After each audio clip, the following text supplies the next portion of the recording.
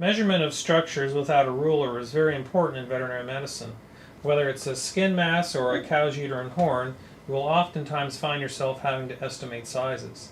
Thus, it's good to train yourself on how to measure objects by both grasping them circumferentially or by just laying your fingers on the top of them.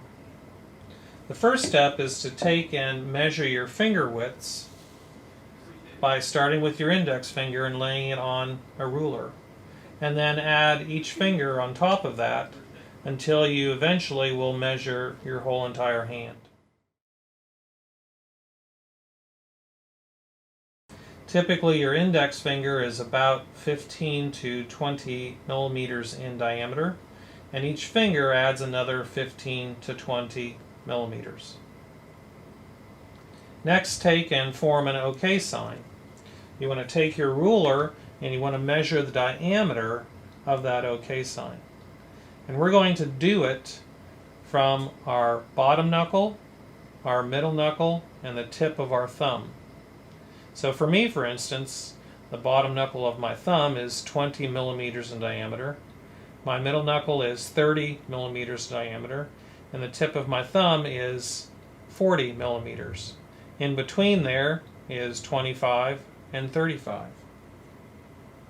Take some common objects around the house and measure them. Whether it's a golf ball, you can measure it circumferentially.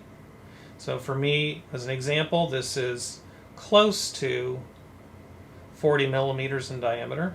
If we were to take our ruler and measure it, you would see that it is pretty close to about 40 millimeters. If I were to take this object and try to measure it with the tips of my finger, I would be very inaccurate since it's a round object. So in this case, measuring it circumferentially would be a better choice. Whereas if I had something that had a flat top to it, using my fingertips would oftentimes work just as well as doing it circumferentially.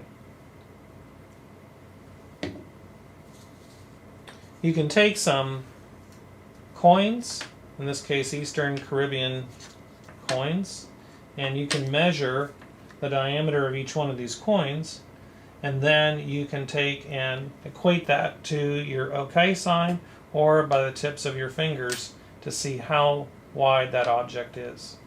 By using various objects around the house and measuring them ahead of time, you can become good at both measuring circumferentially and across the surface of it with your fingertips prior to actually coming into lab. In lab, there will be a number of marbles that will be present, and getting some practice ahead of time, they're hard to control obviously, getting some practice ahead of time will help you with the measurements that you'll be doing in laboratory.